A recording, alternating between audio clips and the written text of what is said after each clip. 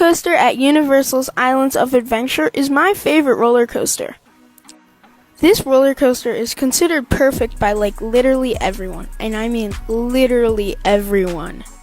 Now this roller coaster, as many of you may know, is an Intamin Blitz that opened in 2021 with 2 launches and a max height of something and a top speed of also something, but I'm not looking it up.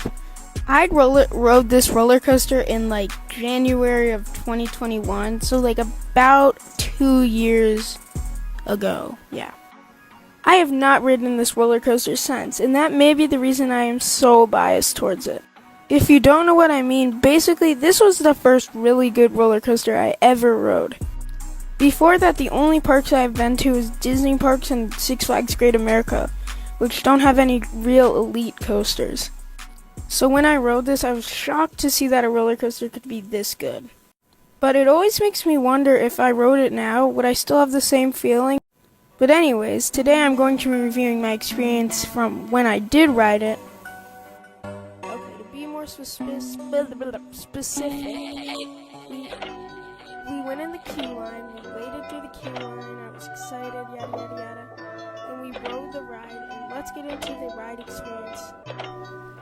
First thing you do is launch right out of the station, but not really. You take a little turn to the right and then you launch out of the station.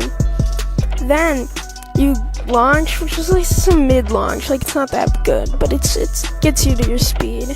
Then you have this immelment. This immelment is super weird. It gives some of the weirdest airtime, but it's an inversion. I don't even know how to explain it, but I mean, I thought that was crazy because it doesn't even look like an element that gives airtime. Same with the dive loop that comes right after. This just gives airtime. I love airtime. Okay, airtime is good. And then you have a few hills and turns and stuff, you know how it is. And then you hit your second launch. Now this is something that shocked me. This launch is oddly powerful. You ride something like Max Force and you know that launch is powerful, but an LSM launch is normally not this powerful. This one literally shoves you into the back of your seat and you accelerate so fast, it's insane. Then you go into the top hat, and when I rode this, I rode the top hat, what am I saying? Sorry, I rode this in the front row, and when we went over the top hat, we got yeeted over. Now I can't remember where I rode in the second ride, but it wasn't as good, the top hat. But then you go down into a stall, and then it's just a normal stall. It's not as good as the RMC ones. Then you do a wave turn, and I can't really remember if this was good or not. It was kind of mid-wave turn. But then you do this outer bank thingy, and this is really, really, really, really, really, really, really good. It's kind of like an RMC outer bank, but even better. Then you just do a normal overbank turn, and then you do a little airtime pop into the element that I literally can't believe exists. This is one element that is so insanely good, but so crazy. Basically you do a barrel roll over the water, but instead of just doing a normal barrel roll rotation, it pulls you out of the train towards the ground.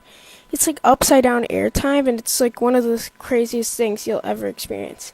Then you go into this twisted airtime hill, and then a pop into the brakes, and then that ends your ride. Now let's talk about the elephant that's not in the room, the theming. The theming on this ride makes this ride so much better than it is. I can't even describe to you how the layout at the first half of the ride, if you plop that down in a random field in Ohio, covered by moose poop and stuff, everyone would hate that half. I mean, the second half would stand anywhere as a really good part because the elements are just good, but the theming is what makes the first part of the ride not a field full of moose poop. I know that doesn't make sense, but I don't care. This ride is a